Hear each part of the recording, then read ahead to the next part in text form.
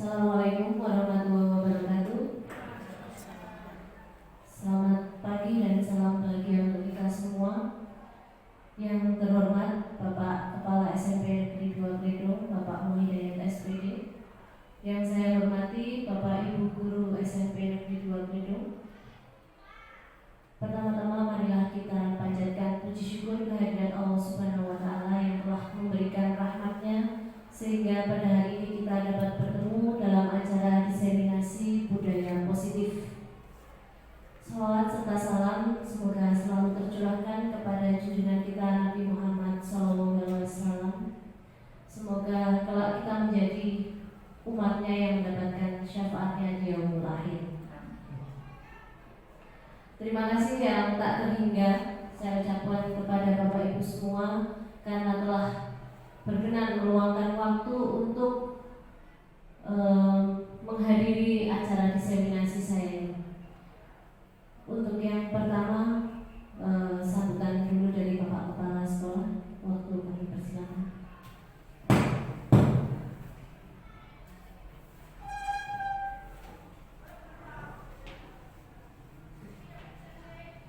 Assalamualaikum warahmatullahi wabarakatuh. Alhamdulillah dari asala rasulahu di kuja baginal haq bil bermanat yakul walau kaya musyrikun asyhadu an la ilaha illallah wa asyhadu anna muhammadan abduhu wa rasuluh amma ba'du. Yang hormati Siri Tripoktarin selaku narasumber di diseminasi budaya positif. Saya menghormati Bu Wakil Kepala Sekolah, Bu Elis, dan Bapak dan Ibu peserta diseminasi yang sudah kami tugaskan. Pertama kita panjatkan syukur kepada Allah SWT yang mana pada pagi hari ini kita bisa berkumpul dalam kegiatan diseminasi budaya positif. Bapak Ibu sekalian, kami ucapkan jazakallahu khairan atas kehadiran panjenengan atas tugas kami. Memang ini kami selaku kepala sekolah secara tidak langsung kami juga melakukan pembinaan kepada peserta calon didik SMP Negeri 2 Gledo. Alhamdulillah sekarang wilayah Bu Siri, insya Allah yang datang Bu Desi dan Mas Budi. Alhamdulillah banyak ilmu yang nanti dari teman-teman calon penggerak, guru penggerak nanti akan kita implementasikan di sekolah kita secara optimal dan kita pilih mana yang bisa kita implementasikan di sekolah kita. Bapak dan Ibu sekalian, selaku guru kita mesti ada program pengembangan potensi diri. Jadi kita itu belajaran nggak monoton, sehingga dalam pengelolaan anak-anak itu akan lebih baik. Kemudian interaksi di sekolah kita pun juga mempunyai budaya-budaya yang positif, terutama budaya ilmiah yang nanti ini hasil budaya positif yang mau disampaikan ataupun yang diterima Putri Siri nanti akan seperti apa, nanti kita ikuti. Kemudian kita juga masih memiliki budaya ilmiah yang mesti kita kembangkan di sekolah kita. Jadi ada budaya-budaya yang melekat secara bukan hanya sekedar kesenian itu budaya, tidak itu. Kalau kita di lingkungan sekolah itu budaya yang paling keren itu adalah budaya ilmiah. Jadi semua apapun kita bisa mempertanggungjawabkan secara ilmiah budaya itu.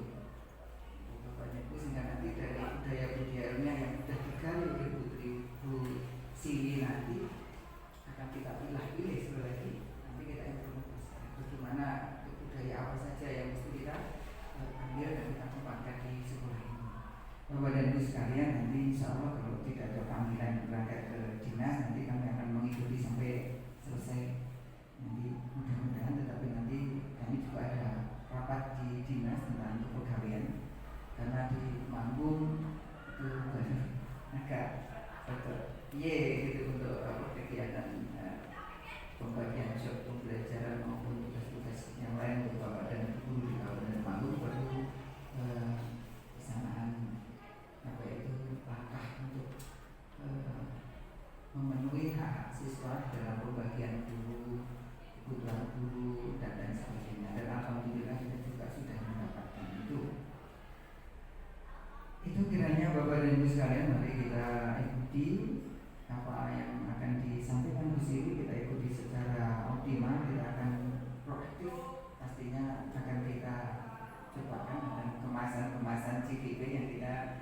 banyak ini saya lihat ada spidol, ada macam-macam, mesti ada main-main gitu. Nah, kita ikuti apa adanya, nanti kita berkembang sehingga kita apa tahu yang akan disampaikan.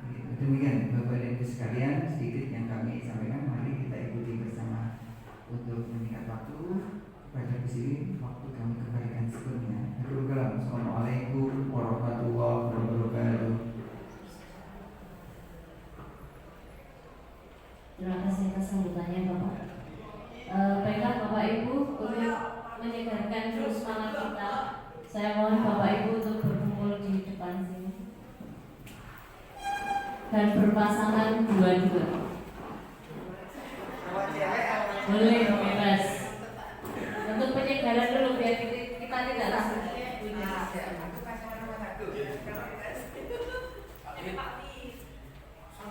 Bu Desi belum. Silakan berhadap-hadapan. Ya, hari ini kita mau main sweep matematika. Jadi sweepnya tidak hanya ibu jari telunjuk jari ya, bebas. Nah, nanti jari yang ada contoh Bu Anis. Terserah ya, 1, 2, 3. Nah, dikalikan. Saya 2, Bu Anis 2, 4. Nanti yang duluan berarti menang. Yang menang langsung duduk. Yang jawab duluan dan benar. Jangan sampai nanti jawab duluan tapi salah. Jangan kalah sama guru matematika ya. Kalau salah nanti tanding lagi sama yang lain. Serentak ya. 1, 2, 3.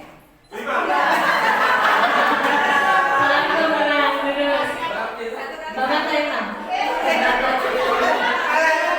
Kalau bareng tanding lagi. Gimana? Dari sana Pak. Terserah semua. Sebentar Pak. Pendek sebentar. Mulai ya. Kenapa Pak? Keliru gini. Ya. 1, 2, 3. Siapa yang belum? Pusat. Bareng lagi. Berarti ini kemampuannya sama juga. Berarti sama juga ya. Dan siap. 1, 2, 3. Kalau bareng kita ulang lagi. Bu Esti Nobiani. Bareng lagi imbang berarti. Kader nanti dulu. Ada pemain baru Pak Rudi. Baru dilawan Pak Dan.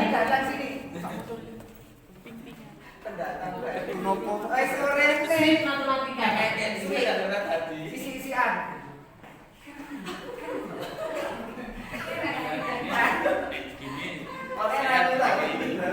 Ya, berapapun nanti Pak Rudi kan sweep biasa. Nanti Pak Rudi satu aja baru di tangannya. Nah, misalkan gini berarti dikalikan. Pak Dan 1, Pak Rudi 1 dikalikan cepat-cepat. Jawabnya.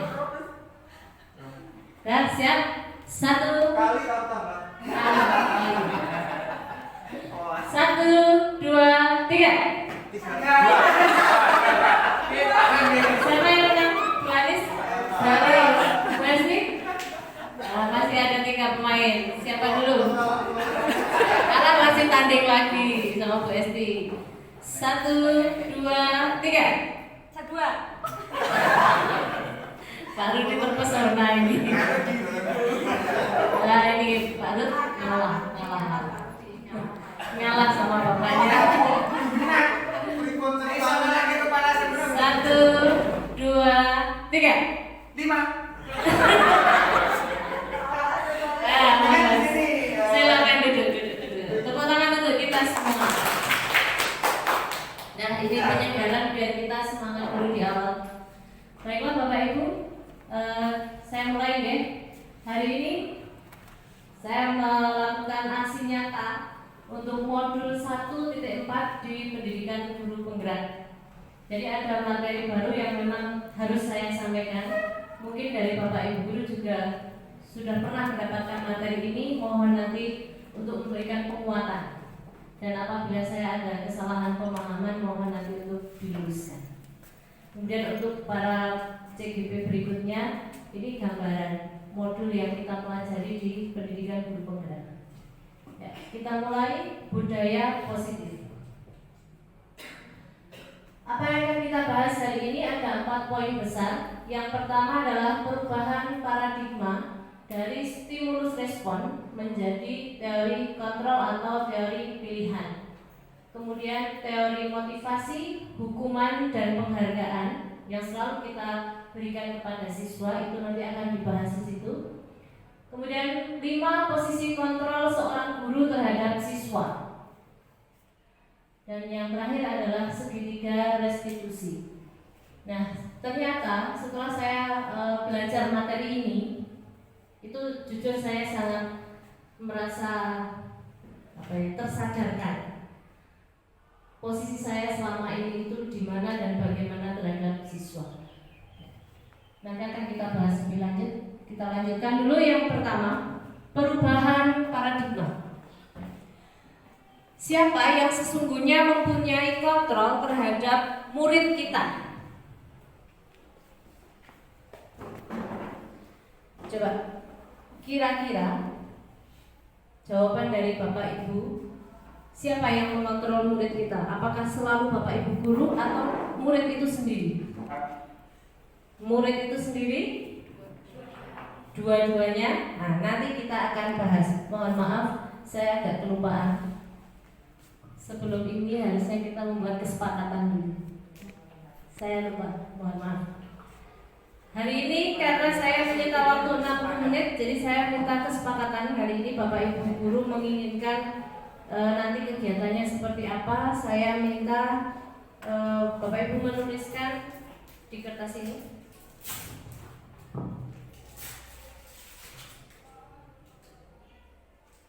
Kemudian nanti ditempel di kesepakatan pembelajaran atau diseminasi hari ini.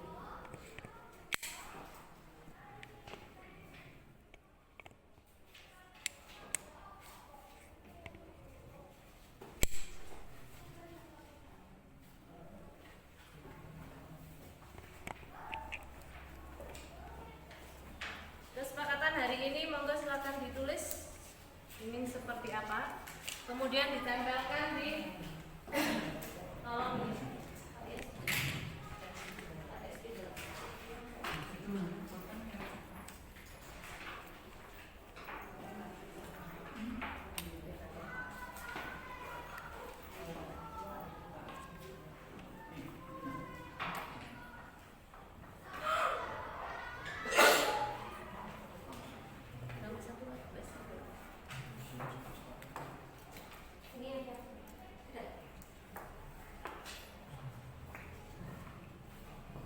monggo dituliskan Bapak Ibu, kita ingin hari ini kegiatannya seperti apa. Saya mengikuti kesepakatan dari Bapak Ibu guru semua.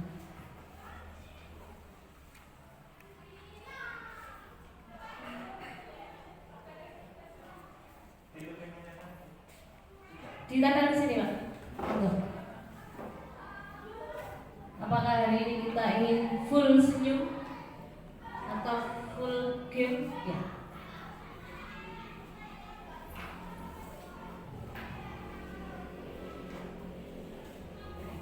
Ya. Ya. Kami tunggu yang lain.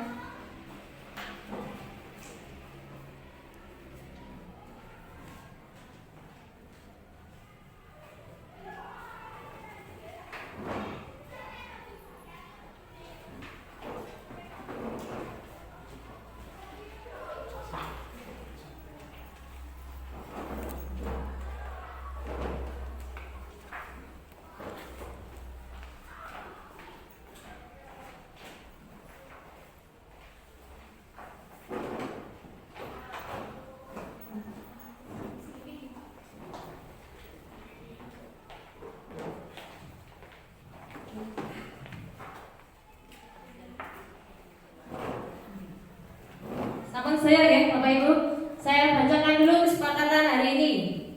Ini ada guru dan orang tua. Nah, ini mungkin pembahasannya tentang guru dan orang tua. Kemudian efektif, efisien waktu. Jadi kita tidak bertele-tele, atau mungkin lebih tepatnya ikan sepat, ikan gabus. Lebih cepat, lebih bagus. Kemudian belajar dengan bermain. Ya, insya Allah nanti ada ice breaking lagi, siap-siap saja. Bermain sambil belajar bersama, sama ya. Dibahas lengkap.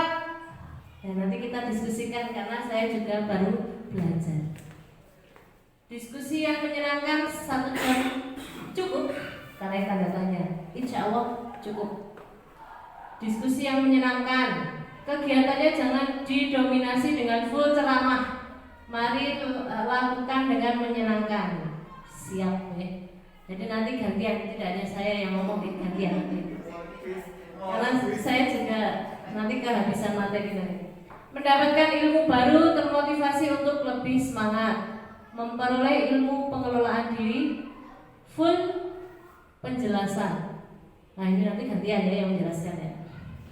Ya, kita lanjut ke materi. Siapa yang sesungguhnya mempunyai kontrol terhadap murid?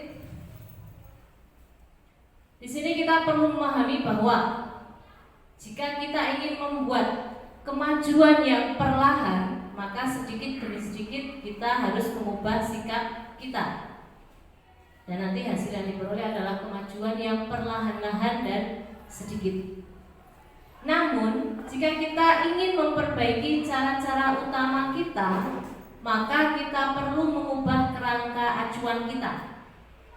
Ubahlah bagaimana kita melihat dunia, bagaimana kita berpikir tentang manusia, dan mengubah paradigma kita. Mungkin ini sedikit agak susah dipahami, saya terjemahkan lagi. Jadi sudah saatnya kita mengubah paradigma kita dari stimulus respon menjadi teori kontrol. Kita lihat di sini, dalam stimulus respon kita mencoba mengubah orang. Di sini adalah siswa ya. Kita berusaha mengubah siswa agar mempunyai pandangan yang sama dengan kita sebagai seorang guru. Itu dalam stimulus respon. Nah, sudah saatnya kita beralih berusaha memahami pandangan siswa tentang dunia. Jadi kita yang memahami. Kemudian dalam stimulus respon, perilaku buruk seorang siswa itu dianggap sebagai suatu kesalahan. Nah, kita harus beralih, ternyata semua perilaku itu mempunyai tujuan, baik itu perilaku yang buruk maupun perilaku yang baik. Kemudian orang lain bisa mengontrol saya, itu harus kita ubah. Jadi hanya saya sendiri yang bisa mengontrol diri saya sendiri. Kemudian pemaksaan ada saat bujukan itu gagal. Nah ini yang sering kita lakukan. Jadi ketika kita membujuk siswa, karena gagal, lama-lama kita menggunakan pemaksaan. Itu yang menggunakan stimulus respon. Sudah saatnya kita beralih ke teori kontrol, di mana kita harus melakukan kolaborasi dan konsensus untuk menciptakan pilihan baru. Kemudian model berpikirnya, kalau dulu berpikir menang dan kalah, satu pihak menang, satu pihak kalah. Sekarang kita harus berpikir dua-duanya sama-sama menang atau win-win solution. Ini miskonsepsi kita yang sering kita lakukan, di mana dulu kita berkeyakinan bahwa gurulah yang mengontrol murid. Itu adalah anggapan yang keliru. Kemudian yang kedua, bahwa semua penguatan positif atau bujukan itu dianggap efektif dan bermanfaat. Ternyata tidak juga. Karena bujukan itu ada batasnya. Ketika bujukan itu gagal, akhirnya kita menggunakan pemaksaan. Kemudian ilusi bahwa kritik dan membuat orang merasa bersalah itu dapat menguatkan karakter, itu ternyata sangat berbahaya bagi murid kita. Contoh kecil, misalkan ada seorang siswa terlambat, kemudian kita mengatakan, kok kamu terlambat terus sih? Apa kamu gak kasihan kalau bu guru dimarahi sama pak kepala sekolah? Dikira bu guru tidak bisa membimbing kamu. Nah itu adalah membuat orang merasa bersalah. Bahayanya di mana? Karena siswa nanti akan menjadikan dia mendapatkan identitas gagal. Dia akan menilai dirinya sendiri gagal dan buruk. Apalagi kalau kita sampai mengatakan kamu gak kasihan sama orang tua kamu. Nah itu kan berlanjutnya sangat panjang. Kemudian ilusi bahwa orang dewasa memiliki hak untuk memaksa. Nah ini harus kita ubah. Bukan kita ya, tepatnya saya. Karena saya sering seperti itu. Kita masuk materi kedua, teori motivasi, hukuman, dan penghargaan. Ada 3 motivasi perilaku manusia. Yang pertama, untuk menghindari ketidaknyamanan atau hukuman. Kemudian untuk mendapatkan imbalan atau penghargaan dari orang lain. Dan terakhir untuk menjadi orang yang mereka inginkan dan menghargai diri sendiri dengan nilai yang mereka percaya. Nah, biar gak sepi, saya ingin Bapak Ibu gantian yang menjelaskan. Di sekolah kita itu kira-kira anak-anak itu dominasinya alasan perilakunya yang mana?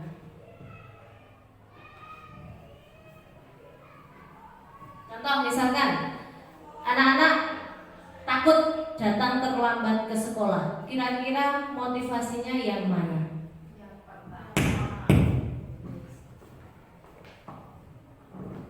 Menurut saya rata-rata kita melakukan suatu perilaku itu adalah untuk menghindari ketidaknyamanan atau hukuman.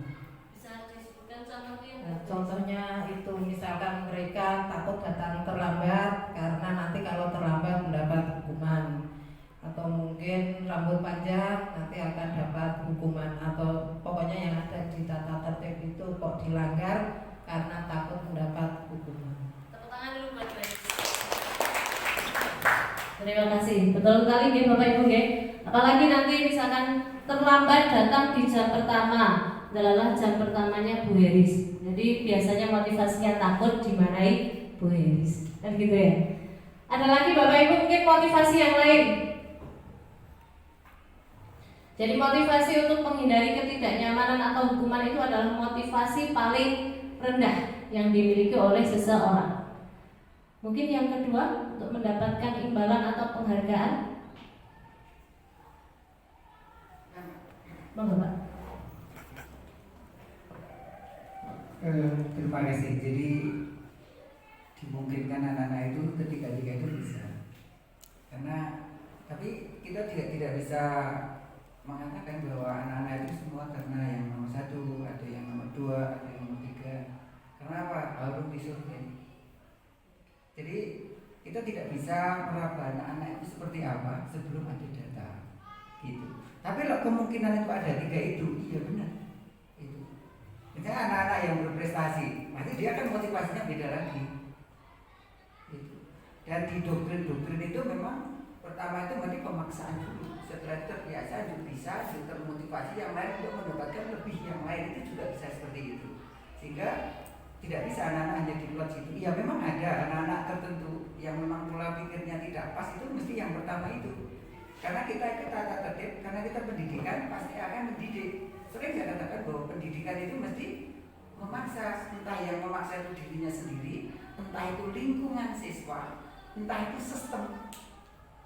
Itu. Sehingga kalau ditanya di posisi kita, anak-anak di posisi yang mana untuk menentukan motivasi mereka, sehingga kita membuatkan treatment kepada anak-anak, ada survei. Gitu. Jadi kita belum bisa untuk ketiga-tiganya ada. Dari anak-anak itu ada. Dari anak sing beling-beling berarti motivasinya paling bawah.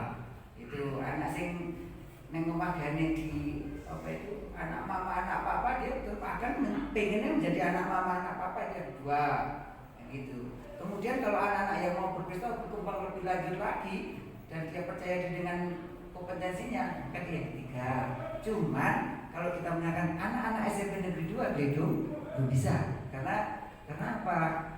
Apa itu mereka belum kita survei gitu, dan potensi mereka juga belum kita ketahui. Kayak untuk COVID kan seperti itu.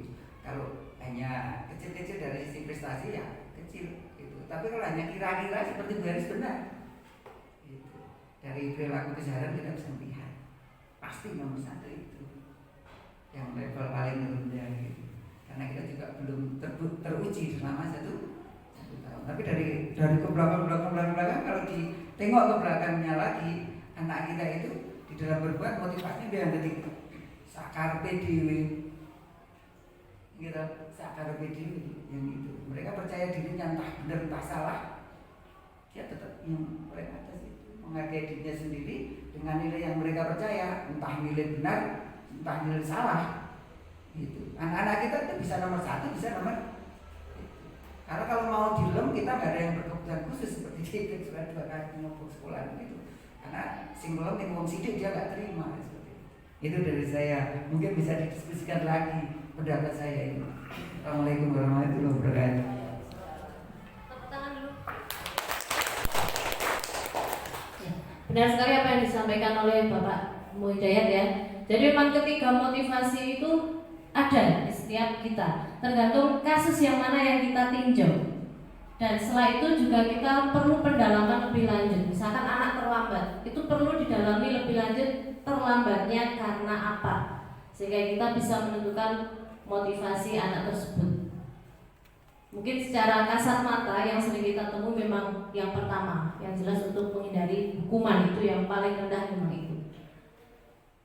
Kalau untuk yang tingkat tertingginya, untuk menjadi orang yang mereka inginkan dan menghargai diri mereka sendiri, itu bisa positif, bisa negatif seperti yang disampaikan Pak Hidayat tadi ya. Untuk anak-anak yang sudah mapan ibaratnya, mereka ingin menjadi pribadi yang baik, ingin menjadi seorang yang bertanggung jawab, ingin jadi orang yang disiplin. Nah itu dia sudah muncul motivasi yang ketiga. Sebaliknya kalau anak-anak yang sudah susah untuk dibilangi, berarti mereka bersikukuh pada nilai mereka sendiri. Itu juga motivasi yang ketiga, tetapi arahnya negatif. Saya lanjutkan Bapak Ibu. Nah, untuk mendalami motivasi tadi, maka kita perlu mengetahui 5 kebutuhan dasar manusia. Yang pertama adalah kebutuhan untuk bertahan hidup. Yang kedua, kebutuhan untuk merasa diterima. Yang ketiga, mendapatkan kebebasan. Yang keempat, penguasaan, atau dia ingin diakui. Kemudian kesenangan. Yang saya bahas lebih lanjut adalah yang bertahan hidup. Ini berkaitan dengan kebutuhan dia akan sandang, pangan, waktu. Itu termasuk dalam kebutuhan hidup. Untuk lebih jelasnya kita bahas kasus berikut. Ada seorang anak mengatakan, aku hebat kan, bisa bikin bu guru mengejar aku. Kalau kita kembalikan ke 5 kebutuhan dasar tadi, kira-kira si anak ini, dia ada kebutuhan dasar apa yang mau dia penuhi? Kesenangan, Pak Wid, ada pendapat yang lain? Ya, saya kembalikan. Bertahan hidup, merasa diterima, kebebasan, penguasaan, atau kesenangan. Penguasaan itu power ya, dia merasa punya power. Saya kembali ke kasus ini. Seorang anak mengatakan, aku hebat kan, bisa bikin bu guru mengejar aku. Penguasaan, Bu Heris. Pak Wid, kesenangan. Belakang kira-kira apa? Bu Sat, Bu Desi, Bu Esti, Bu Yani. Kira-kira yang mana? Yang Pak Hidayat bertahan hidup. Ada 3 jawaban. Kesenangan, bertahan hidup, penguasaan. Ada yang lain? Ya, kita bahas saja. Ketika seorang anak mengatakan aku hebat kan, itu sebenarnya dia ingin diakui kekuatannya. Jadi di sini jawaban yang paling tepat adalah penguasa. Tepuk tangan dulu buat gue. Hadiahnya nanti bisa diambil di Pak Badar. Kemudian yang kedua, bosan kegiatannya mewarnai terus di dalam kelas. Pak Badar, kebebasan. Ada pendapat lain?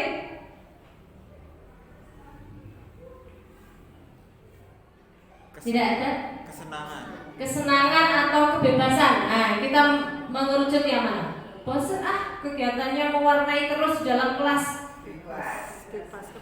Kalau yang ini lebih mengerucut pada kebebasan. Tepuk tangan dulu buat Pak Dar. Nanti hadiahnya bisa diambil di geprek bawah. Kemudian ada seorang anak memalak temannya. Kemudian hasil palakannya tadi digunakan untuk membeli makanan di kantin. Jika alasan anak tersebut karena dia tidak sarapan karena ibunya belum memasak, maka kebutuhan dasar apa yang belum terpenuhi? Iya, betul sekali, bertahan hidup karena dia butuh makan. Ngerti Bapak Ibu? Saya lanjutkan sekarang hukuman dan konsekuensi yang ini sangat dekat sekali dengan keseharian kita. Nah, di sini yang akan saya bahas, restitusi saya simpan dulu. Ada bentuk hukuman dan konsekuensi yang kita berikan kepada siswa. Hukuman itu merupakan identitas gagal yang nanti terbentuk dalam pribadi seorang siswa. Sementara konsekuensi itu identitas sukses. Perbedaannya, hukuman itu sesuatu yang menyakitkan yang terjadi, yang dirasakan oleh anak. Kalau konsekuensi itu sesuatu yang harus terjadi. Nanti kita bisa tarik kesimpulan lagi. Kemudian hukuman itu tidak nyaman untuk murid dalam jangka waktu yang panjang. Kalau konsekuensi itu tidak nyaman, tapi dalam jangka waktu yang pendek. Jadi cepat sembuh. Kemudian saya lanjut ke sini. Hukuman itu membuat anak atau murid tersakiti. Sementara konsekuensi itu tidak tersakiti, hanya dibuat tidak nyaman. Kemudian hukuman di sini adalah perilaku pasif agresif meningkat, sementara konsekuensi penguatan hanya bertahan dalam waktu jangka pendek. Terakhir, peraturan itu biasanya berisi seperti ini. Peraturannya adalah titik-titik. Kamu harus. Nah, itu adalah ciri-ciri hukuman yang diberikan oleh seorang guru kepada murid. Sementara konsekuensi itu biasanya lebih lembut lagi. Apa peraturannya? Kemudian mampukah kamu melakukannya? Sudah berbeda ya. Jadi kalau saya simpulkan dari pembelajaran itu, hukuman itu lebih bersifat ke fisik.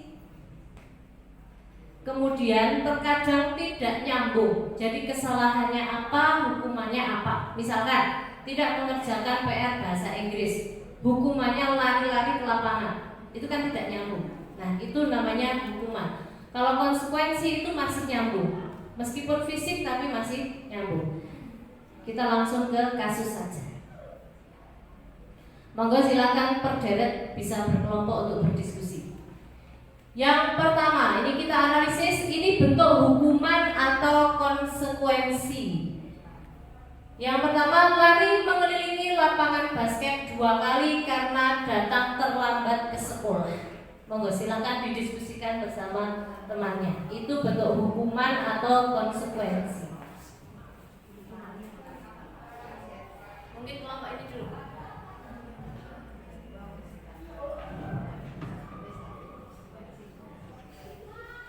Jadi kalau hukuman itu bersifat fisik dan tidak nyambung dengan kesalahan yang dilakukan, sementara konsekuensi itu masih nyambung dengan yang dia lakukan. Lari mengelilingi lapangan basket 2 kali karena datang terlambat ke sekolah.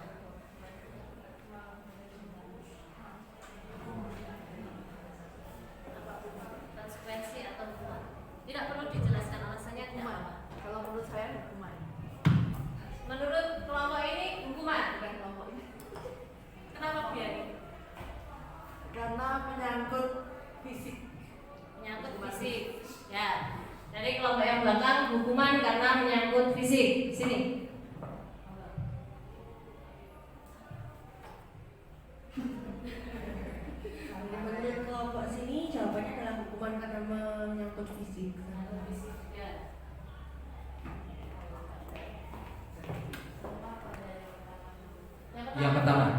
Yang pertama sama dengan kelompok yang lain bahwa kita itu juga hukuman karena berkaitan dengan fisik ya.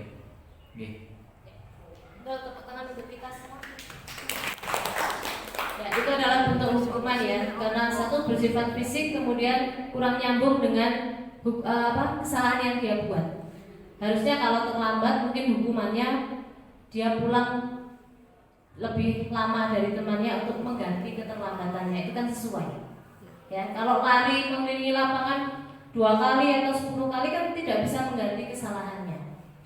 Sekarang yang kedua, membersihkan coretan yang dibuatnya di meja tulis.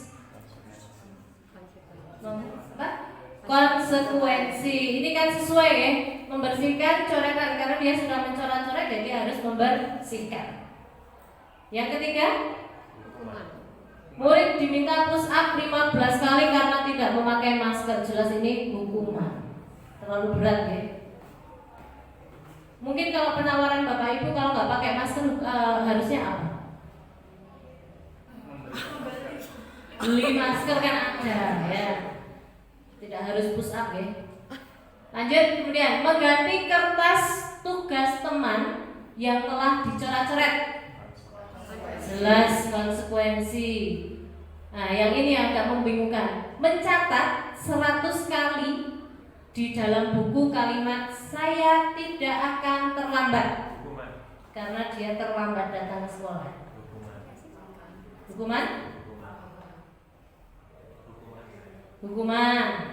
Belakang? Hukuman. Hukuman? Sepakat semua?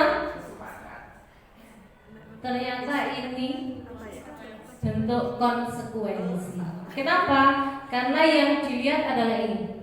Tulisan yang dia buat, saya tidak akan terlambat. Jadi memang agak membingungkan ya Bapak Ibu harus. Mengapa tidak fisik? Karena dia kan nulis. Tidak mengapa dipandang dari sisi Konsekuensi. itunya. Tapi tidak fisik yang nulis. Nah ya. Kenapa seperti itu? Karena fisik yang dia lakukan ketika dia menulis itu dianggap tidak menyakiti anak tersebut, Pak. Jadi dia hanya menulis itu pekerjaan sehari-hari biasa. Pegel ya, paling hanya pegel. Kemudian berjemur di lapangan basket pada jam istirahat kedua pas panas-panasnya karena ngobrol sama temannya saat istirahat. Saat pelajaran. Jelas ini hukuman ya, ini di PP biar garing kayak bangku. Lanjut, murid diminta bertelanjang kaki sepanjang hari karena menggunakan sepatu berwarna putih atau tidak sesuai aturan. Jelas dia hukuman. Dia tersakitinya berupa apa? Malu sama teman-temannya. Kemudian mau kemana-mana juga susah karena dia tidak memakai sepatu. Berdiri di depan kelas dengan mengangkat satu kaki karena tidak mengerjakan PR. Jelas ini hukuman. Adakah Bapak Ibu yang seperti itu? Saya pernah. Kemudian kehilangan waktu istirahat 10 menit untuk mengerjakan tugas karena dia datang terlambat dan tertinggal pelajaran 10 menit. Nah, itu kan pas sekali, ini adalah konsekuensi. Ya. Sekarang saya bahas ini. Ini baru sekali saya pahami. Dihukum oleh penghargaan. Selama ini kita sering ya memberikan penghargaan kepada anak-anak ya. Ternyata penghargaan itu juga tidak selalu bernilai positif. Dalam materi ini dibahas ada beberapa dampak buruk ketika kita memberikan penghargaan kepada murid, baik itu penghargaan secara lisan maupun penghargaan berupa barang. Dampak buruknya itu ada yang jangka pendek, ada yang jangka panjang. Mungkin dampak seperti ini yang merasakan jangka pendek dan jangka panjang itu bukan yang anak yang menerima penghargaan, tetapi teman-teman yang ada di sekelilingnya. Kenapa? Ketika kita selalu memberikan apresiasi kepada si anak A yang pandai dan bisa mengerjakan soal, itu ternyata anak-anak yang di sebelahnya itu merasa tersakiti, walaupun kita tidak sengaja melakukannya. Nah, apabila itu sering terjadi dalam pembelajaran kita, maka dalam jangka panjang kita telah menyakiti anak yang lain itu sering sekali dalam jangka panjang juga. Kemudian dianggap tidak efektif, kemudian merusak hubungan. Nah, ini yang saya garis bawahi. Merusak hubungan yang dimaksud di sini adalah hubungan si anak dengan teman-temannya. Kalau misalkan anak A tadi selalu dipuji-puji, kemungkinan anak yang lain kan akan merasa tidak suka dengan anak itu, ya, karena dia merasa dianaktirikan. Meskipun dia sudah melakukan kemajuan yang banyak, tetapi kan guru kadang melihatnya hanya anak yang A tadi yang selalu melakukan kebaikan, yang selalu ada prestasi lebih dari yang lain. Nah, itu yang membuat kita kadang jadi kurang adilnya di situ. Kemudian mengurangi kualitas dan ketepatan.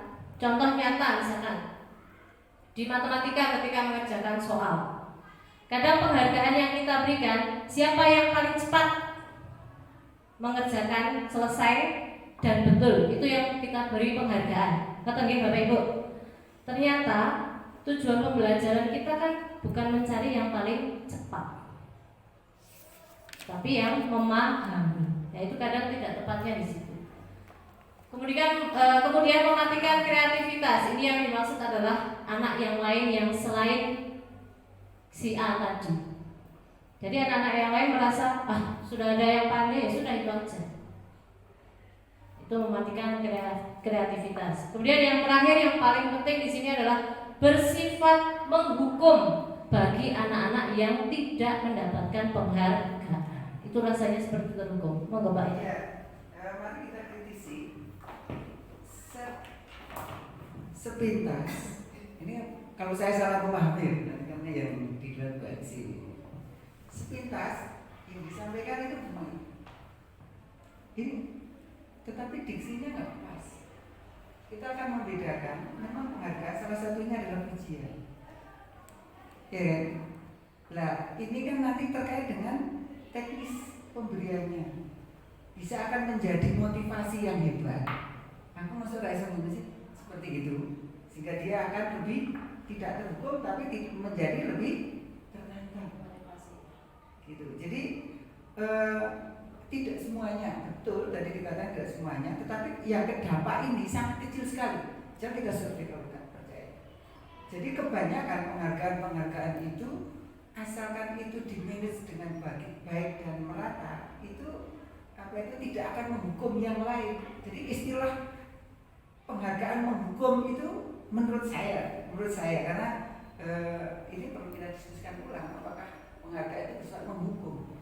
Gitu. Misalnya kita ada yang juara sekelompok sepak bola dapat juara, kemudian kita lulukan, itu semua senang karena tinggal kita memandangnya dan mendidik mereka. Boleh kita misalnya kita juara, mereka nggak terhukum.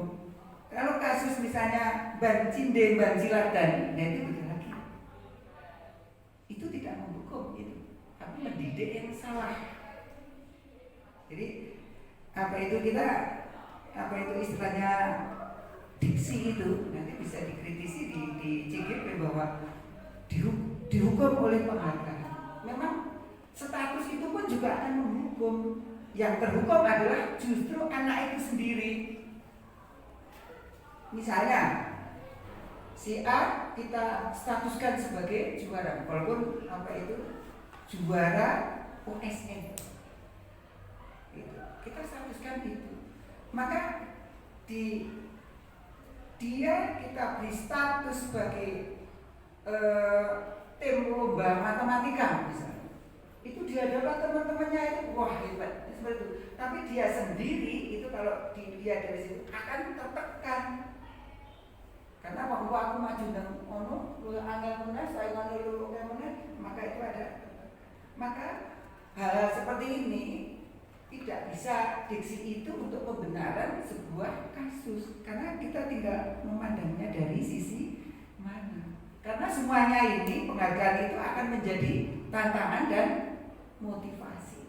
Tinggal bagaimana caranya. Itu yang penting kan how-nya itu. Sehingga tidak bisa dijustifikasi bahwa hukuman penghargaan itu bisa menghukum. Seperti ini. Ya, nanti bisa kita diskusikan. Mungkin di sana di CGP akan memiliki, memang tidak semuanya diksi-diksi yang dipakai di CGP bisa kita terima dan kita implementasikan karena masih dalam konsep tahap konseptual, gitu. Sehingga belum implementatif. Sehingga seperti kacau seperti ini. Ini yang mengatakan kacau ya, biar aja nanti di settingan tahu. Nanti untuk bisa didiskusikan lebih lanjut di tingkat lebih awal bahwa diksi-diksi ini, pendidikan-pendidikan seperti ini harus kita cari referen-referen yang lebih bagus. Barangkali itu untuk kita cermati, kita kritisi dari diksi-diksi yang digunakan. Mungkin substansinya bagus, tetapi diksi penggunaan kata-katanya juga perlu kita, karena apa? Multi tafsir. Terima kasih. Ada tanggapan dari Bapak Ibu guru yang lain? Oke, Bapak.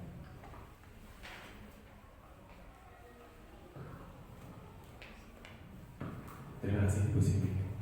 Terkait hukuman atau penghargaan tersebut, saya tentunya hampir sama dengan Bapak Kepala Sekolah.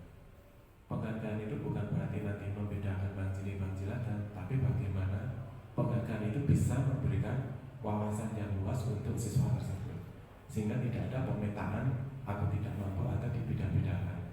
Tentunya dengan memberikan wawasan yang luas, siswa tersebut bisa terakomodasi untuk mengikuti yang langkah-langkah terbaik yang sudah dia lalui bersama guru yang bersangkutan. Mungkin demikian Bu Siti, terima kasih.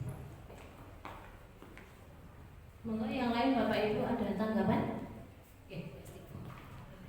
Menambahkan sedikit saja, kalau untuk penghargaan itu sebenarnya juga perlu juga, karena kan kalau kita memberikan penghargaan kan tidak hanya pada satu anak yang paling pintar kan tidak, tetapi penghargaan ini juga bisa diberikan ke semua anak.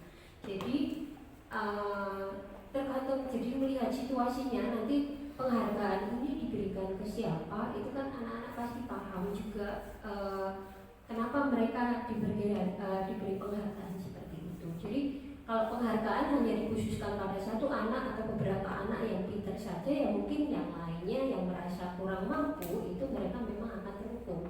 Tapi kalau penghargaan itu diberikan ke semua anak dengan berbagai tema yang berbeda, itu bisa juga meningkatkan motivasi anak-anak yang lain juga seperti itu. Terima kasih Bu Esti. Bagaimana Bapak Ibu yang lain ada tanggapan lagi? Bu Eris? Tanya boleh. Malah tanya. Monggo tanya nanti dilimpahkan ke forum.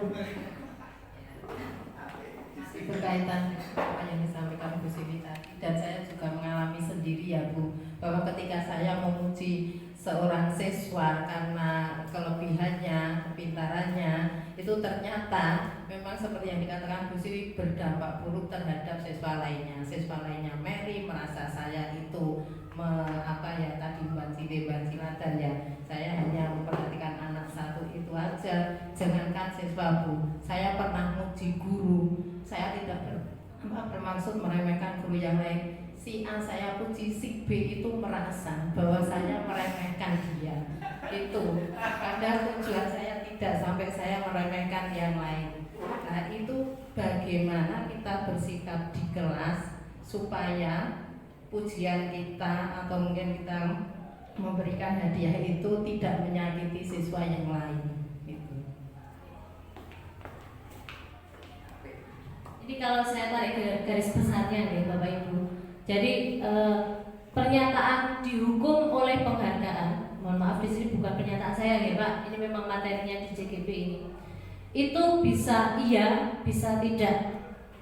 Contoh iya, seperti Pak Agung, Bu Esti dan Pak Hidayat tadi. Mohon maaf, yang tidak. Sementara yang iya, seperti yang dialami oleh Bu Heris. Berarti pernyataan ini tidak mutlak salah, juga tidak mutlak benar. Mungkin penghargaan itu nanti akan berefek positif atau negatif itu tergantung kita bagaimana memanage ketika kita memberikan penghargaan. Nah, menyambung seperti itu, saya kembalikan ke Pak Hidayat, bagaimana memanage kita saat di kelas dalam memberikan penghargaan. Siap, terima kasih. Ini hanya pengalaman saja, karena untuk mensikapi pemberian penghargaan di kelas itu pengalaman kami matematika, karena matematika itu sangat sensitif sekali terkait dengan, betul Bu Heris tadi mengatakan bahwa ternyata bisa aku memberi penghargaan yang tersinggung gitu.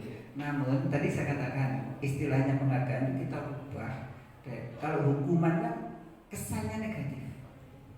Namanya hukuman tadi yang di kolom paling kiri itu kan kesannya negatif.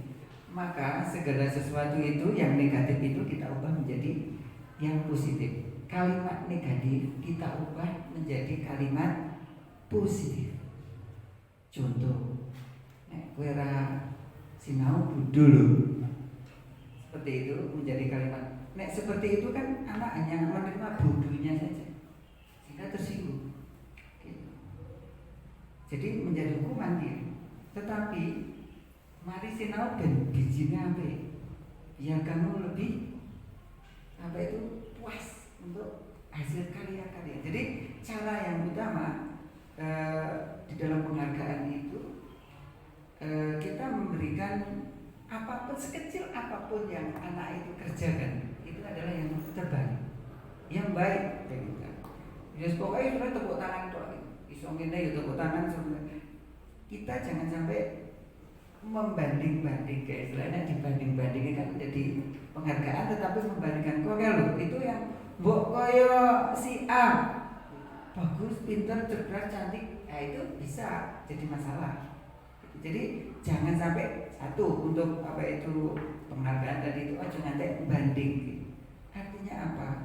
Iki sing elu-elukan. Nah gitu. Jadi untuk penghargaan ini, karena ini bermata dua bisa salah. Makanya tadi katakan haunya itu bagaimana, sehingga kalau tadi itu memang sengaja judul itu dimaknai kalimat terbuka, ya kan? Nah, saya kemarin itu tertutup kalimat itu, iya, dihukum oleh penghargaan itu menjadi kalimat tertutup,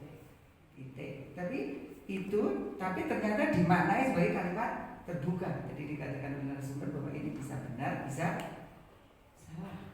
Itu kalimat itu. Sehingga ya kalau seperti itu berarti tinggal how. Nah bagaimana how-nya kita ubah kalimat yang negatif itu atau statement negatif itu menjadi statement positif tanpa apa itu hal yang negatif. Kalau membandingkan itu negatif. Tetapi kalau kita menjadi kalimat motivasi, mari kita sama-sama ke depan, lebih baik, lebih ini, lebih itu. Itu cara pemberian penghargaan. Wong itu hanya bisa sedikit saja. Kalau di matematika itu hanya mancing-mancing, karena memang saya itu lebih cenderung dengan pertanyaan-pertanyaan. Bu bener, bu salah, bu jago, nek jawab tak apresiasi. Yang penting itu kan mengapresiasi semuanya. Tetapi kita jangan sampai di kelas itu ya tadi itu kayak fisik belum tertinggi nilainya si A, ayo jangan seperti itu. Karena nek matematika kan proses, bisa satu proses, dua proses. Ayo kita kejar itu yang 3 itu supaya kita menjadi lebih 3 lagi. Terus juga yang 3 menjadi banyak orang. Nah gitu langkahnya itu. Jadi prinsip pen itu adalah mengubah statement atau pernyataan atau sikap atau perilaku yang negatif dengan sesuatu yang positif. Itu cara substansinya untuk kita di dalam mendidik anak sehingga tidak tersinggung dengan kita. Dan yang terpenting adalah perlu definisi awal yang cetok sehingga tidak multi tafsir si anak itu. Makanya matematika itu pertama dia Mbak yang paling tinggi itu aksioma, kemudian diturunkan definisi lagi sehingga tidak banyak persepsi beda. Untuk ilmunya, nek menusane sok kadang kayak itu ngelem kancane itu kan saya ngelem beres gitu aja nanti Pak Agung kesini. Mbok kaya Bu Simi sing lho ngene aduh lesu. Ayo maneh apa itu. Makanya di sekolah ini aja do nemen-nemenke rasa nganggo hati nurani. Gunakan hati nurani untuk memastikan penghargaan tersebut dengan hati nurani. Insya Allah akan tidak menjadi hukuman. Terima kasih, tepuk tangan untuk kita. Jadi jujur Pak, memang saat kami diskusi ini, kami pun kata-kata yang pertama kali keluar itu kok bisa penghargaan kok dianggap sebagai hukuman. Ternyata setelah kita kaji dari tadi materinya, kan kita memang mempelajari hukuman, konsekuensi, penghargaan. Jadi yang dimaksud penghargaan di sini itu yang penghargaan dalam perspektif yang negatif, yang dianggap sebagai hukuman. Jadi kalau mungkin saya bisa simpulkan, penghargaan itu bisa negatif, bisa positif karena itu bersifat sangat subjektif, baik bagi yang memberikan maupun yang menerima. Sehingga kita sebagai guru harus pandai-pandai memanage bagaimana kita memberikan penghargaan. Kata nggak Pak? Kurang lebih nih Pak. Kalau salah nanti mungkin dibahas lebih lanjut. Nah, sekarang sebelum kita masuk ke posisi kontrol seorang guru, saya minta Bapak Ibu kembali ke tengah. Kita dinginkan dulu suasananya karena ini saya sudah suruh kemeringan. Membentuk lingkaran lagi, tapi dengan permainan yang berbeda. Pak dan semangat sekali ya. Tapi ini kan dosen lebih baik bapak-bapak jujur sama bapak-bapak. Nanti takutnya ada penghargaan. Ya, permainannya Bapak Ibu, ini kesini lagi nggak Bapak? Nanti ketika saya menyebutkan satu, tepuk pundak sebelah kanan. Dan tapi jangan terlalu kenal. Dengan mengatakan, tidak Bapak. Oi, sebelah kanan. Ya. Oi, menyesuaikan nada saya nih. Satu. Oi. Satu. Satu. Jangan keras-keras Pak. Kemudian ketika saya mengatakan dua, bukan. Iya. Tidak harus menempel. Tadi baris nggak harus menempel. Iya. Ke kanan semua. Ke kanan semua. Iya. Cek dulu ya. Satu. Jangan terbawa perasaan dulu.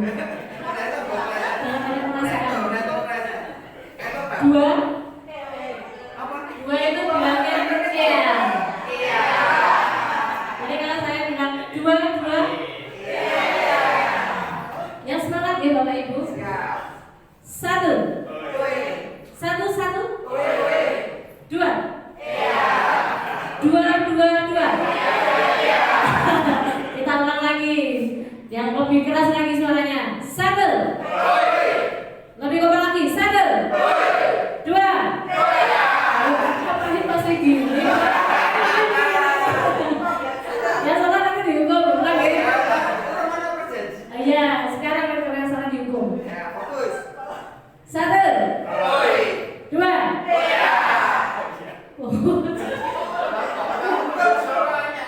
Bukan oh iya. Satu. Dua. Satu. Terima kasih Bapak Ibu. Coba besok kalau pas briefing kayak gini Pak Hidayat. Oh iya, siap. Jadi ada, iya gitu loh Pak.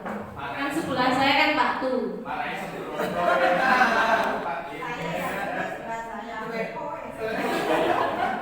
Oh iya kan. Nah kita masuk ke posisi berikutnya. Posisi kontrol seorang guru. Kita dengarkan penjelasan dari Bu Diah dulu.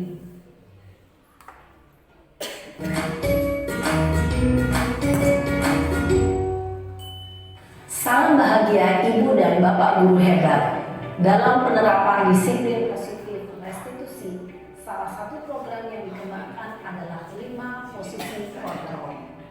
5 posisi kontrol dalam restitusi adalah proses perjalanan seorang pendidik agar dapat mengenali dirinya.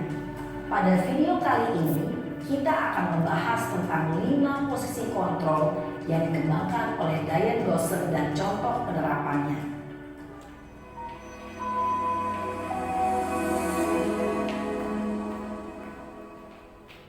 5 posisi kontrol itu adalah 1. Posisi penghukum, 2. Posisi pembuat rasa bersalah, 3. Posisi teman, 4. Posisi pemantau atau monitor, dan 5. Posisi manajer.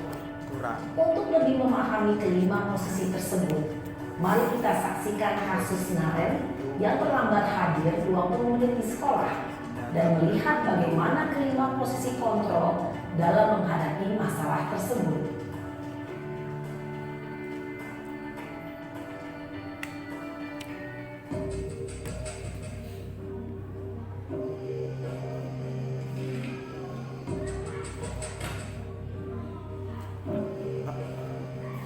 Naren! Sini kamu! Selamat pagi, Bu. Selalu terlambat. Kamu deh, pasti terlambat. Maaf, Bu. Saya Apa? Apa coba? Alasan kamu apa lagi? Kapan sih kamu tidak terlambat? Malas sekali ya kamu jadi anak. saya Dasar pemalas. Gak kapok-kapok sih kamu. Sudah berapa kali terlambat? Sana, kamu keliling lapangan basket 2 kali. kenapa saya harus keliling lapangan basket, Bu? Kenapa? Kamu melawan ibu? Berani-beraninya jawab.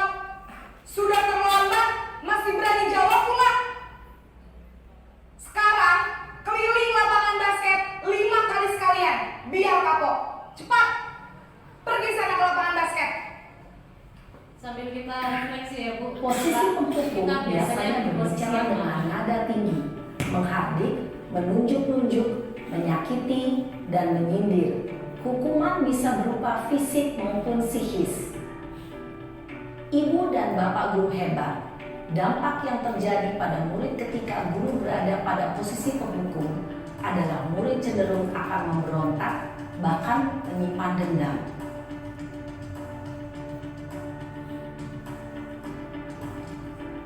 Di posisi yang kedua.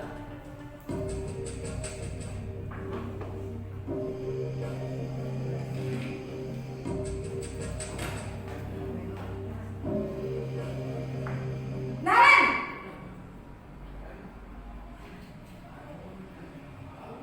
Selamat pagi, Bu. Naren. Kamu kenapa terlambat lagi, nak? Ya Tuhan, Naren. Kamu senang ya bikin ibu susah ya? Kalau kamu terlambat lagi, nanti ibu yang ditegur bapak kepala sekolah, nak. Disangka ibu tidak bisa membina kamu. Duh, gimana ini? Maaf, Bu. Duh Gusti Naren. Kamu suka ya kalau ibu ditegur bapak kepala sekolah? Terus, sekarang ibu harus tulis apa ini di buku absen? Ini kamu sudah sering terlambat loh. Ibu harus apa coba? Maaf, Bu. Maaf sekali. Ya sudah, lain kali jangan bikin ibu susah lagi ya nak ya. Ibu tidak akan kuat lagi kalau kamu begini terus. Bisa jantungan kalau ibu ditegur bapak kepala sekolah. Sana cepat ke kelas. Maaf ya, Bu. Maaf sekali. Posisi pembuat rasa bersalah berbicara dengan nada tenang, cenderung lembut. Namun kata-kata yang diutarakan membuat murid merasa menjadi orang yang gagal, memandang buruk dirinya sendiri, merasa tidak berharga, dan tidak sanggup membahagiakan orang lain. Ketika guru mengambil posisi pembuat rasa bersalah, murid akan menganggap dirinya yang bersalah dan ia akan menyimpan emosi negatif tersebut di dalam dirinya.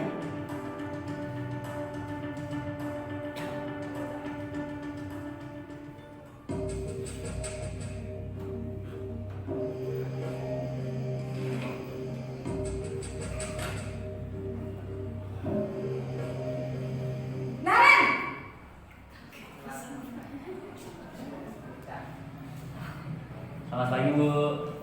Wah, sudah jam berapa ini nak? Terlambat lagi ya sayang. Iya Bu, habis ibu saya lupa bangunkan saya Bu. Kamu malah menyalahkan ibu kamu. Kamu bukannya anak yang larinya paling kencang. Kok terlambat sih? Iya Bu, saya memang terlambat bangun tadi. Jadi biarpun saya lari kencang, tetap gak kekejar Bu. Ya sudah sana. Nanti lain kali larinya lebih kencang lagi ya. Biar gak terlambat lagi. Bikin seneng ibu. Demi ibu. Bisa kan? Bisa lah Bu. Ya sudah sana masuk kelas. Ibu beresin urusan absen kamu. Kamu ini ada-ada saja. Dalam posisi teman, guru berbicara dengan nada suara ramah, akrab, cenderung bersenda gurau untuk menjaga suasana tetap santai. Murid akan merasa senang, aman, dan akrab dengan guru. Identitas yang tercipta adalah identitas sukses atau berhasil. Namun, perlu diingat, karena ini masih dorongan eksternal, maka ada faktor ketergantungan dari murid kepada orang tertentu. Di sini guru absennya, sehingga di lain waktu murid bisa berperilaku baik, namun hanya kepada orang-orang tertentu saja.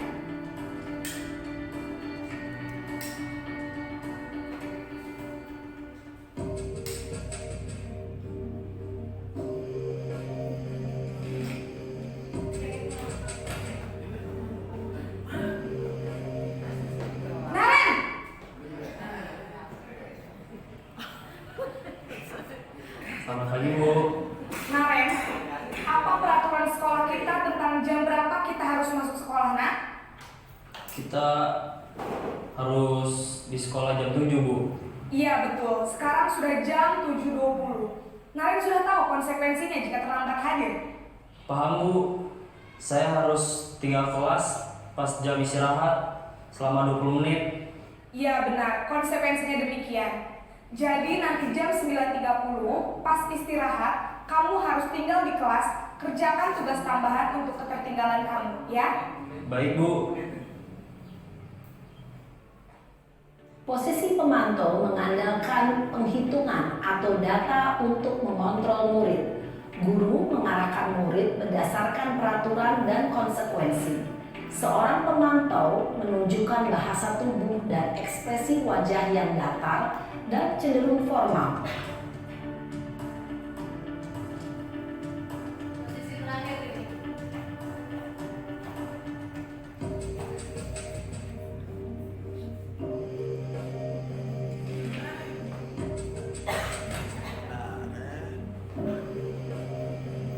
Naren!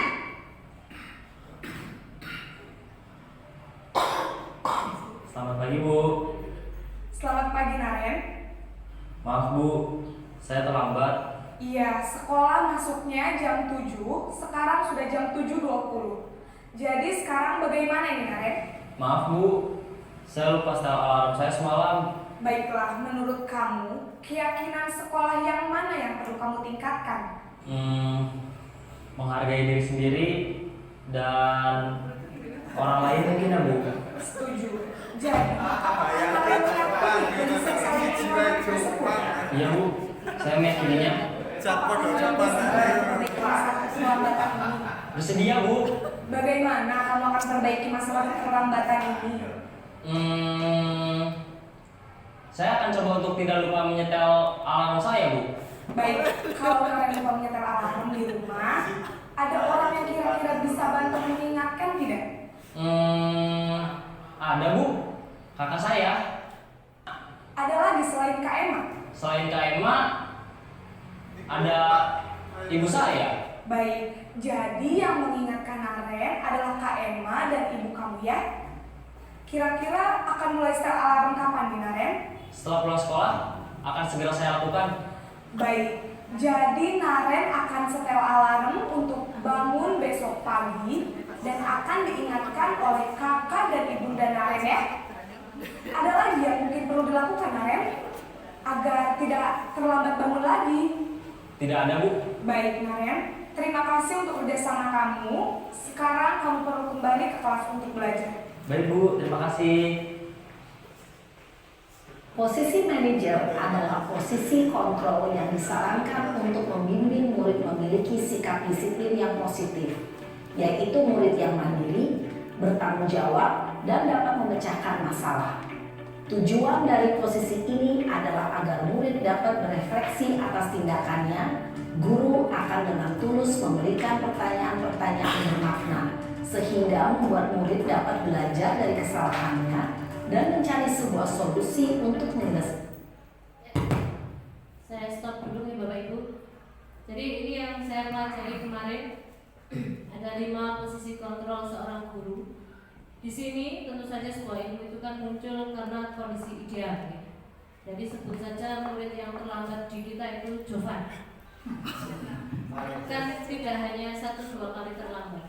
Jadi sebenarnya kita sendiri yang lebih paham tentang murid kita di sini karena kita menghadapi sehari-hari. Idealnya posisi kita itu harusnya di posisi manajer. Tetapi kira-kira mungkinkah kita bisa selalu menjadi posisi manajer? Dicoba. Tapi tetap kita kembalikan ya. Kita yang lebih paham murid kita. Kita masuk ke posisi kita dulu Bapak Ibu. Saya mohon Bapak Ibu menuliskan sejujur-jujurnya selama ini yang sudah ya sebelum kita melihat video ini. Posisi kita itu posisi yang mana? Kemudian ditempel di sini. Oh iya, sebentar saya kembalikan dulu.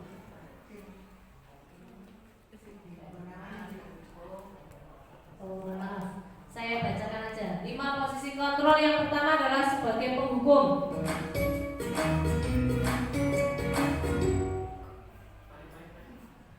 Sebagai posisi penghukum. Jadi kita selalu menghukum anak-anak kita. Kalau kita tidak mendengarkan alasannya apa, kamu terlambat terus. Biasanya nanti seperti itu saya. Kemudian posisi yang kedua adalah posisi pembuat merasa bersalah. Yang tadi identik dengan kata-kata kamu gak kasihan sama bu guru, kamu gak kasihan sama orang tua kamu. Itu membuat merasa bersalah. Yang ketiga, tadi posisi sebagai teman, akrab dengan siswa.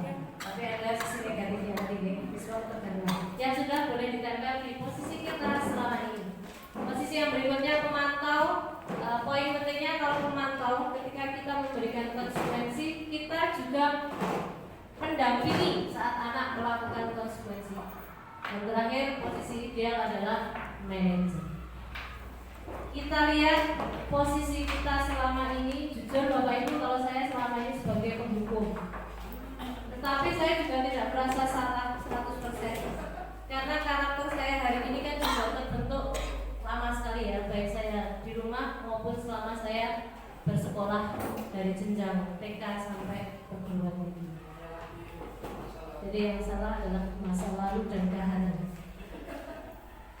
Kita lihat posisi yang pertama, membuat merasa bersalah, ada 1.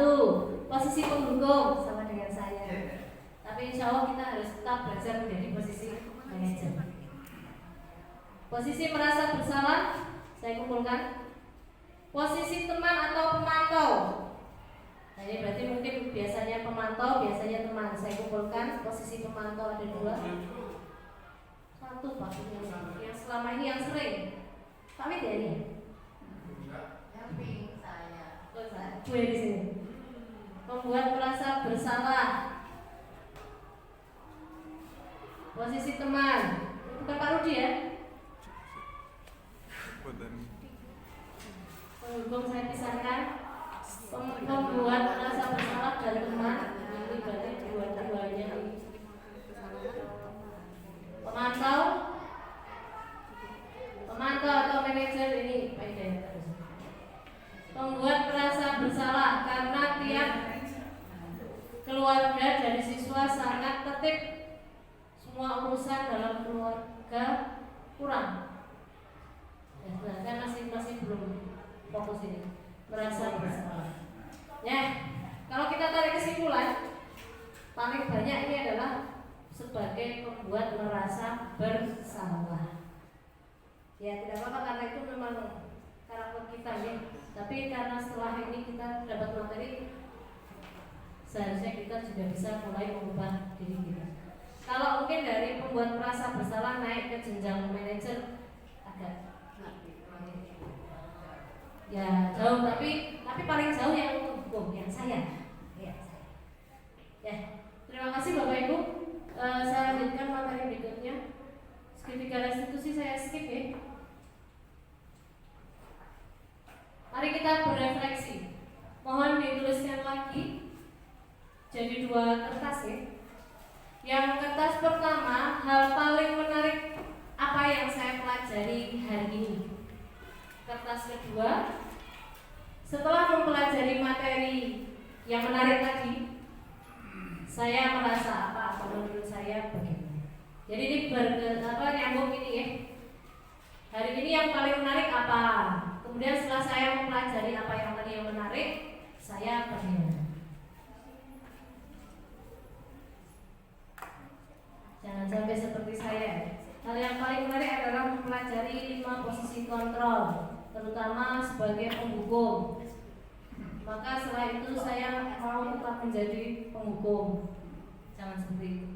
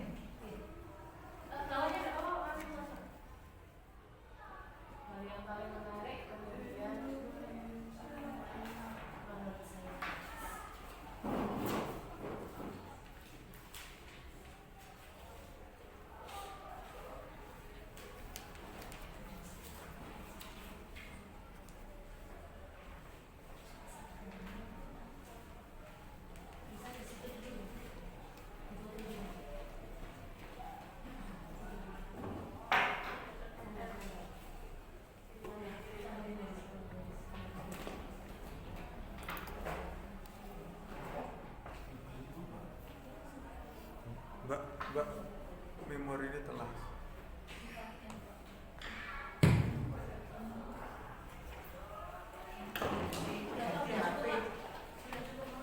Udah cukup? Ya, kita baca refleksinya. Ada yang mengatakan hal yang paling menarik adalah refreshnya atau mungkin ice breakingnya tadi ya. Kemudian setelah mempelajari tadi materi menjadi senang dalam mengikuti materi. Satu lagi, yang paling menarik adalah posisi kontrol seorang guru. Kemudian setelah mempelajari materi itu, saya merasa termotivasi untuk jadi pribadi yang lebih baik. Ya, tepuk tangan dulu untuk kita semua Bapak Ibu. Kita masuk pada sesi terakhir karena saya sudah menyampaikan panjang lebar. mohon berikan saya umpan balik.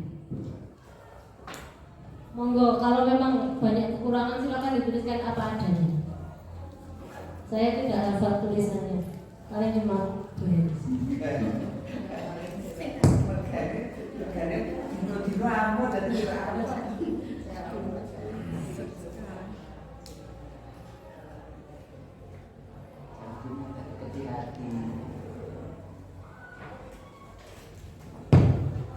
Monggo berikan umpan balik yang nanti bisa untuk perbaikan saya ke depannya agar saya lebih baik lagi.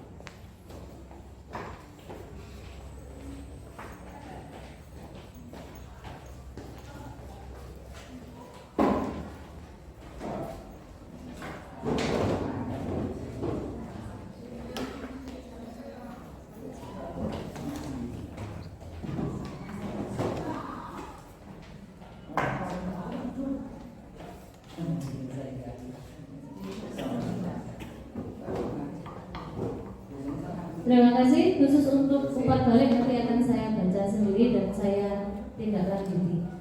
Pastinya semua memberikan umpan balik untuk perbaikan saya ke depannya. Demikian yang dapat saya sampaikan. Saya mohon maaf sekali jika banyak tutur kata yang belepotan, banyak kesalahan yang saya ucapkan dan kurangnya atau minimnya pengetahuan saya atau pemahaman saya mohon dimaafkan. Terima kasih atas kehadiran dan partisipasi Bapak Ibu semua. Semoga pembelajaran kita hari ini dapat menginspirasi kita ke depannya. Karena ini, wassalamualaikum warahmatullahi wabarakatuh.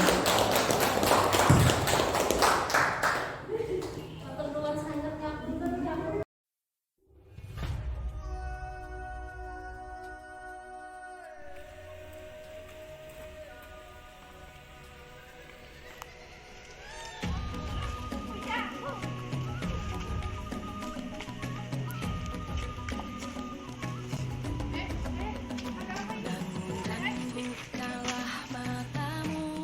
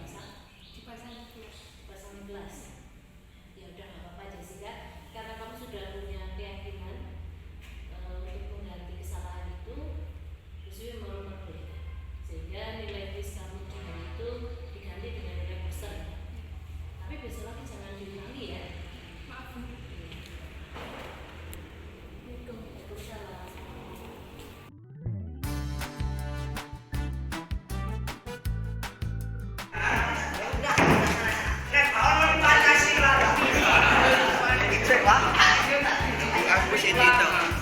Satu bulan